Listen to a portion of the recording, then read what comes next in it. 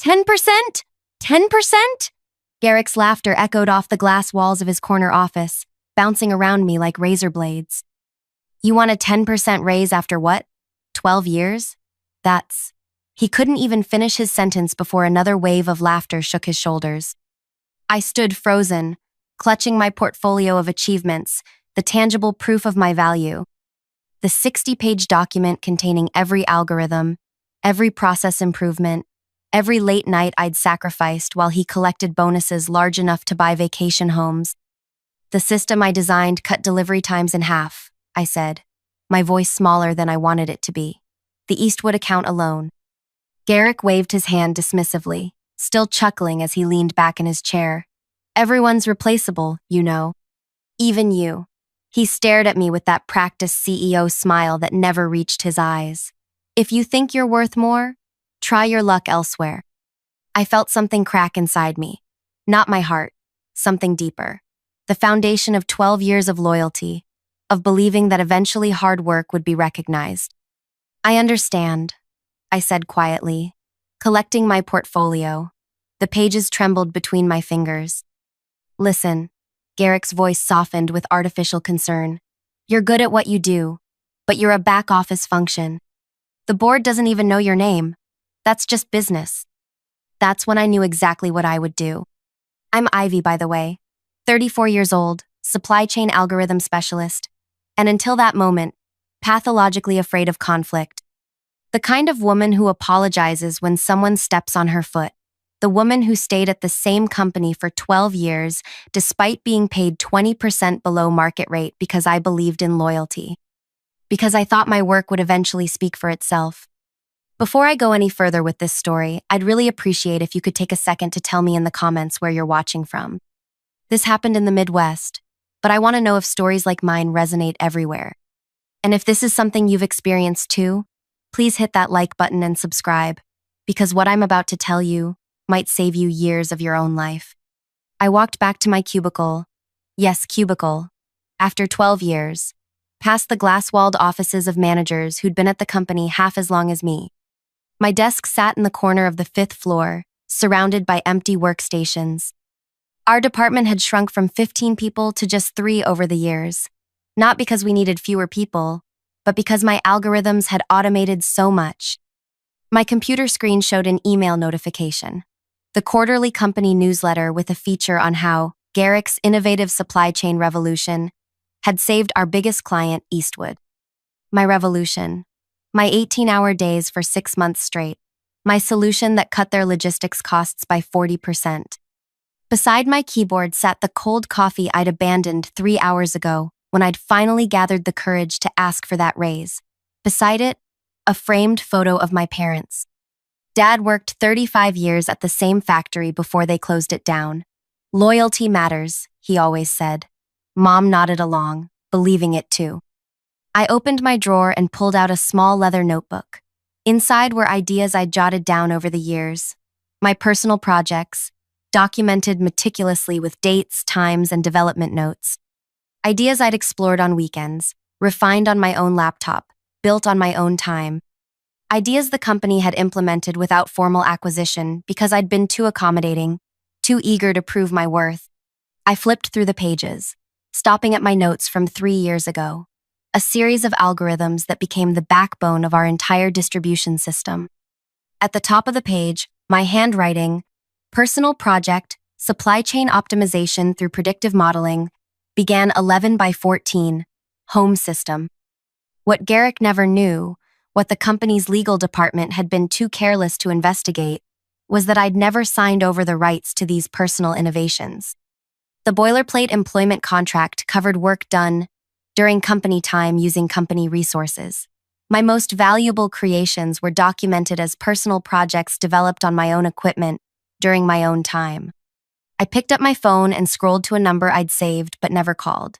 Hayden, the operations director at our largest competitor, had reached out multiple times over the years. His last message, sent 6 months ago, "The offer still stands whenever you're ready. We value innovators here." My fingers hovered over the call button. 12 years of loyalty screamed at me to stop, to be reasonable, to not burn bridges. Then I remembered Garrick's laughter. I pressed call. Hayden speaking. This is Ivy Reeves from Porter Logistics Solutions. I paused, surprised by the steadiness in my voice. I believe we should finally have that conversation. Ivy! Excitement rippled through his voice. I was beginning to think you'd never call. Are you free for dinner tonight?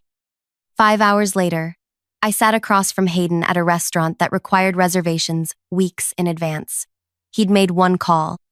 I followed your work for years, Hayden said, studying me over his water glass. Or rather, I've followed the sudden leaps in Porter's capabilities that mysteriously coincided with gaps in your LinkedIn activity. Those supply chain algorithms for the Eastwood account were revolutionary. I felt a tightness in my chest. How did you know that was me? Hayden smiled. Because Garrick doesn't have the technical background to understand even the basics of what those algorithms do, let alone create them. And because we tried to reverse engineer them and couldn't, that's when I knew we needed the mind behind them. I took a sip of water, gathering my thoughts. What exactly are you offering? Leadership position, triple your current salary, stock options, a team of your own. He leaned forward. But more importantly, recognition. Your name on your work. And if I brought my personal innovations with me, theoretical systems I developed on my own time, using my own resources? Something flickered in Hayden's eyes. Understanding. He nodded slowly. We have a proper IP acquisition process with fair compensation. Unlike some companies, we don't expect to own our employees' personal creative output. I pulled out my leather notebook and placed it on the table. I have documentation proving these systems were personal projects. Porter implemented them, but they never formally acquired them. Hayden's eyes widened slightly as he grasped the implications. That's quite an oversight on their legal team's part. Garrick doesn't value back-office functions, I said, echoing the CEO's words. Including legal, apparently. 2 weeks later, I placed my resignation letter on Garrick's desk. He barely looked up from his computer. 2 weeks' notice? He scanned the letter. Where are you going? I considered lying, but decided truth had more impact. Radius Shipping Solutions. That got his attention. His head snapped up, eyes narrowing. Our competitor? That's unfortunate timing. We're in final negotiations with Eastwood to expand our contract.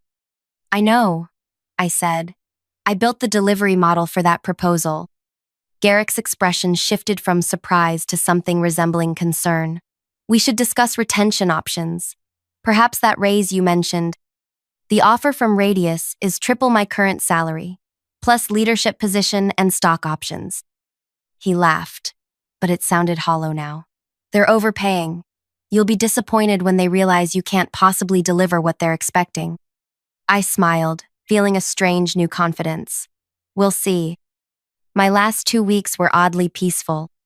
I completed my transition documents, trained my replacement, a recent graduate who seemed both terrified and impressed by the systems he was inheriting, and backed up my personal project documentation. I also made copies of all emails where I'd shared my personal innovations with the company without formal transfer of ownership. On my final day, I met with our legal counsel, Vance, who handled my exit interview. Just routine questions, he assured me, sliding a stack of papers across the desk. Standard non-compete, confidentiality agreements, affirmation that you're not taking company property. I reviewed the documents carefully. I'm not signing the non-compete. Vance blinked. It's standard procedure. It wasn't in my original employment contract, and I'm not agreeing to it now. I met his gaze steadily. And regarding company property, I'm not taking anything that belongs to Porter. I am, however, taking my personal intellectual property that was never formally acquired by the company. What personal property? Vance's forehead creased. I opened my notebook, showing him my dated entries. These algorithms and systems were developed on my personal time, using my personal resources. Porter implemented them but never completed any IP acquisition process. I have the documentation to prove it. Vance's expression changed as he flipped through my notebook, recognition dawning. These are the core systems we use for everything. I finished for him. Yes. He stared at me, then at the notebook. I need to make some calls. Of course, I said, closing the notebook and standing up. But my employment ends today, and my personal property leaves with me. I walked out of Porter's Glass headquarters for the last time at 5:17 p.m. on a Friday. By Monday morning, I was sitting in my new corner office at Radius, explaining to my team of 5 algorithm specialists, my team, how we were going to revolutionize the industry. 6 weeks later, the first implementation of my systems went live at Radius. Delivery times dropped by 30%. Operating costs fell by 25%. Our sales team approached Eastwood with data showing we could outperform Porter's best metrics by a significant margin. The morning Eastwood announced they were switching their contract to Radius, my phone rang. Garrick's name flashed on the screen. I let it go to voicemail. He called 3 more times before leaving a message. Ivy, this is Garrick. We need to talk immediately about consulting opportunities. Porter is prepared to offer a substantial compensation package. Please call me back as soon as possible. I saved the message but didn't return the call. 2 days later, Garrick was waiting beside my car in the Radius parking garage. This is inappropriate, I said, keeping my distance. You've put 300 jobs at risk, he said, his voice low and urgent. Porter is facing a crisis because of what you took. I didn't take anything that belonged to Porter, I replied calmly. I took my personal intellectual property that Porter used without proper acquisition. Nobody will believe that. It looks like corporate espionage. I have dated documentation of every personal project, every implementation, and every conversation where ownership was never transferred. Your legal team never did their job, and you never valued mine enough to care. Garrick stepped closer, desperation evident in his eyes. Name your price. Whatever Radius is paying, we'll double it. I thought about those 12 years, about sitting in my cubicle while he took credit for my work, about the laughter when I asked for a modest raise after saving the company millions. You once told me everyone's replaceable, I said quietly. Even me. I'm just following your business advice. The following quarter, Porter's stock fell 62%. They laid off 200 employees. The news articles described it as a catastrophic loss of technical capability and mysterious deterioration of their award-winning logistics systems. Garrick resigned under pressure from the board. I watched the announcement from my office while finalizing the implementation plans for 3 new major clients who had switched from Porter to Radius. Then came the lawsuit. Porter sued me for theft of intellectual property. Their case collapsed when my documentation proved I had developed the core algorithms as personal projects. The judge dismissed the case, noting that Porter had failed to secure proper ownership of the innovations they had implemented. The morning after the case was dismissed, I received a visitor at Radius, Garrick, looking nothing like the confident CEO who had laughed at me months earlier. You destroyed everything, he said, standing in my office doorway. No, I corrected him. You did that when you decided some people were disposable. Those people who lost their jobs, they weren't just statistics. They had families, mortgages. I felt the weight of his words, the moral complexity of what had happened. I know. That's why Radius has hired 57 former Porter employees in the last 3 months. People who weren't responsible for your decisions shouldn't suffer for them. Garrick stared at me, searching for something in my expression. You planned all of this? No. I simply stopped allowing myself to be undervalued. I met his gaze directly. You could have prevented this entire situation with a 10% raise and basic respect. He left without another word. I watched through my office window as he crossed the parking lot, shoulders hunched, former CEO of what had once been the industry leader. That evening, I received an email from Eastwood's procurement director. The implementation exceeded our expectations. Delivery times are 40% better than our previous provider. The board has approved expanding our contract with Radius. I forwarded it to Hayden with a simple note. This is just the beginning. My name now appears on the algorithm patents. My picture hangs in the lobby alongside other Radius executives. My team has grown to 15 people, including many former Porter employees who now receive the recognition and compensation they deserve. Sometimes I think about those who lost their jobs at Porter and couldn't find new positions. The collateral damage of Garrick's arrogance. It's the weight I carry, The knowledge that justice for one person can mean hardship for others who were simply in the wrong place. But I also think about that moment in Garrick's office, when he laughed at my request for basic fairness after years of loyalty. How many others had he treated the same way? How many careers had he stunted with his belief that people were replaceable parts in his corporate machine? 6 months into my new role at Radius, the full impact of my decision was still unfolding. Porter's stock hadn't recovered. Industry analysts were writing case studies about their catastrophic talent management failure. Meanwhile, Radius had claimed 23% of Porter's market share. My office phone rang on a Tuesday afternoon. The receptionist's voice sounded hesitant. "There's someone here to see you. She says she worked at Porter." When I walked to the lobby, I found Marlene standing there. She'd been Porter's head of customer service for 15 years, longer than I'd been there. We'd eaten lunch together sometimes, commiserated about Garrick's leadership style. Now she clutched her purse with white knuckles. "Ivy," she said, her voice brittle. "I thought maybe we could talk." I brought her to my office, offered her water, coffee. She declined both. "I lost my job last week," she said without preamble, "along with my entire department, 37 people." The weight of her words settled in my chest. "Marlene, I'm so sorry." "Are you?" Her eyes fixed on mine. "Everyone's saying you're the reason Porter's falling apart, that you stole something and brought it here." I didn't steal anything. I explained my personal project documentation, the legal victory. She listened without expression. "I'm 56 years old, Ivy.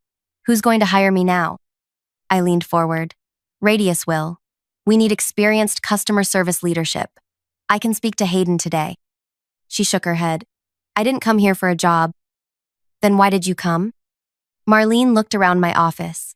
The view, the sleek furniture, the nameplate on my door. "I wanted to see if it was worth it, if whatever you got was worth what happened to the rest of us." The question lodged in my throat like a stone. Was it worth it? The recognition, the compensation, the validation, measured against the collateral damage to people who'd done nothing wrong except work for the wrong company? "It wasn't supposed to happen like this," I said finally. "I just wanted what I'd earned." "We all want that." Marlene stood up. "Some of us just can't take an entire company down when we don't get it." After she left, I sat motionless, staring at the wall. My phone buzzed with a text from Hayden. Quarterly numbers exceeded projections by 18%. "Celebration dinner tonight?" I didn't answer. Instead, I opened my laptop and created a new spreadsheet. In the first column, I listed every Porter employee I knew had lost their job. Next to each name, I researched their LinkedIn profiles, noting their experience and skills. By midnight, I had a database of 212 people. The next morning, I walked into Hayden's office without knocking. "We need to talk about Porter's former employees." Hayden looked up from his monitor. "What about them?" I placed my spreadsheet on his desk. "These are people who lost their jobs because of Porter's collapse. Radius has benefited enormously from what happened. We have a responsibility." He studied the list. "We've already hired quite a few." "Not enough." I sat down across from him. "I want to propose a formal recruitment initiative targeting Porter's displaced workers. And for those we can't hire directly, I want to fund placement services and training programs." Hayden leaned back in his chair, studying me. "That's an expensive proposition for people who don't work for us." "It's an investment in our reputation and our future," I countered. "And it's the right thing to do." After a long moment, he nodded. "Draft the proposal. I'll take it to the board." 3 weeks later, Operation Rebound launched. Radius committed to interviewing every qualified former Porter employee. We partnered with 3 training companies to offer skills updates for those needing transition assistance. For employees nearing retirement, we created part-time consulting opportunities. The industry took notice. Business journals wrote about Radius's innovative approach to competitor displacement. Applications to our open positions increased by 300%. Clients mentioned our corporate responsibility during sales meetings. Marlene called me the day after the program was announced. "Was this your doing?" "Yes," I admitted. "Would you reconsider coming to Radius?" A pause. "Maybe. As a consultant, not an employee." I'm too old to start over completely. We need your expertise. Name your terms. 2 days later, she was setting up in an office down the hall from mine. Not everyone was as receptive. Jason, Porter's former operations manager, refused my call. Patrice from accounting sent a scathing email about loyalty and betrayal. I saved it in a folder labeled Consequences, my growing collection of reminders that revenge is never as clean as it seems in movies. 8 months after I left Porter, I received an unexpected email from Vance, their former legal counsel. Meeting for coffee? There's something you should know. We met at a small cafe halfway between our offices. Vance had aged visibly, new lines around his eyes, gray hair at his temples that hadn't been there before. I was let go last month, he said, stirring his coffee. Part of the latest round of cuts. I'm sorry, I said, and meant it. Radius is hiring legal. He shook his head. That's not why I wanted to talk. It's about your algorithms, your documentation. I tensed. The court already ruled on that. I know, and they ruled correctly. Vance leaned closer. But there's something you don't know. After you first mentioned your personal projects in the exit interview, I went to Garrick immediately, told him we needed to investigate your claims before taking any action. And he showed me emails. From 3 years ago, you had actually sent him detailed explanations of your algorithms, asking if the company wanted to formally acquire them. You even suggested fair compensation terms. My coffee cup froze halfway to my lips. I don't remember that. You CC'd me on them. I found them in our archive during the legal preparation. Garrick had replied to you, dismissing the need for formal acquisition. Said something like, just implement it if it works. We'll sort out the details later. He knew? All this time? Vance nodded. He knew exactly what you had created, that you had documented it as personal work, and that the company never properly acquired it. When you left and Radius started implementing your systems, he came to legal demanding we sue you, despite knowing he had no case. I told him that, showed him his own emails. He ordered me to proceed anyway. Vance sipped his coffee. That's when I knew Porter deserved what was happening. I sat back, processing this revelation. Why are you telling me this now? Because I want you to know something important. Vance met my eyes. What happened to Porter wasn't just about you taking your intellectual property elsewhere. It was about years of systemic arrogance. Garrick didn't just undervalue you. He did it to everyone. Legal, operations, customer service. He treated the entire company like replaceable parts. And now those parts are working elsewhere, I said softly. Exactly. Your algorithms were brilliant, but Porter wouldn't have collapsed if Garrick had built a company that could withstand losing one person. He didn't just lose you. He lost the loyalty and institutional knowledge of hundreds of people who felt exactly as you did. I thought about this on my drive back to Radius. My revenge hadn't destroyed Porter. It had simply revealed what was already broken. That evening, I received another call from Garrick. I almost sent it to voicemail from habit, then decided to answer. Ivy. His voice sounded rough, tired. I'm calling to apologize. Of all the things I'd expected, this wasn't one of them. I'm listening. I knew about your personal projects. I knew you'd documented them properly, I thought. He paused. I thought you were too loyal to ever leave, so it didn't matter. You misjudged me. I misjudged everything. The admission seemed to cost him. The board removed me completely yesterday. Porter's filing for Chapter 11 next week. Bankruptcy. I hadn't expected things to go that far. I'm sorry about the employees. That's why I'm calling. There's a final board meeting tomorrow. They're deciding severance packages. I want to recommend your Radius program for our remaining staff. You want to send Porter's employees to Radius? I want them to have jobs, Garrick said simply. Pride doesn't matter anymore. After we hung up, I walked to the window of my apartment, looking out at the city lights. 12 years at Porter, working in obscurity. 8 months at Radius had transformed not just my career, but an entire industry landscape. The next day, Porter officially announced its bankruptcy filing. By afternoon, their remaining clients were calling Radius. Our sales team was overwhelmed. Hayden called an emergency leadership meeting. We need to scale up immediately to handle the influx, he told us. Ivy, your rebound program is now our top priority. We need every qualified Porter employee we can get. Within a month, Radius had hired 173 former Porter staff. Our operation expanded to 3 new locations. My team grew to 40 people, many of whom had once sat in cubicles near mine at Porter. Marlene became our chief customer experience officer. Jason eventually joined as operations consultant. Even Vance came aboard to help with our expanding legal needs. 1 year after I'd walked out of Garrick's office with my portfolio of achievements, I stood at a podium accepting the Industry Innovation Award. Cameras flashed as I looked out at the audience, many familiar faces from Porter now wearing Radius badges. Innovation isn't just about algorithms or systems, I said into the microphone. It's about recognizing the value in people, treating them as irreplaceable rather than disposable. The companies that understand this will always outperform those that don't. After the ceremony, a young woman approached me. She looked fresh out of college, nervous but determined. Ms. Reeves, I'm Tessa. I just started in algorithm development at Radius. Welcome to the team, Tessa. She clutched her portfolio, so similar to the one I'd held in Garrick's office that day. I wanted to ask, how did you know when to stand up for yourself? I'm just starting my career, and I don't want to make the same mistakes. I considered her question carefully. I waited 12 years too long. Don't do that.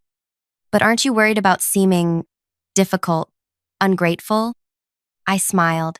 Those are labels people use when they want to pay you less than you're worth. As Tessa walked away, I noticed Garrick standing near the exit. Our eyes met across the room. He nodded once. Acknowledgement, perhaps respect. I nodded back. He had lost everything, but gained something too, understanding. I had gained everything I'd wanted professionally, but carried the weight of how it happened. We were both changed by that moment of laughter over a 10% raise request. 2 years after leaving Porter, I received an unexpected package. Inside was a framed article from the Wall Street Journal analyzing Porter's collapse and Radius's rise. A note was attached. You were never replaceable. I was Garrick. I hung it in my office as a reminder that value isn't determined by others. It's something you must recognize in yourself first. Last month, I launched a mentorship program for women in tech. Our first workshop focused on salary negotiation and intellectual property protection. 300 women attended. Marlene helped me organize it. Tessa, now leading her own team, was one of our speakers. At the end of the workshop, a participant asked me, "Don't you feel bad about what happened to Porter?" I considered the question carefully before answering. I feel responsible for my actions, but not guilty for claiming what was rightfully mine. The difference matters.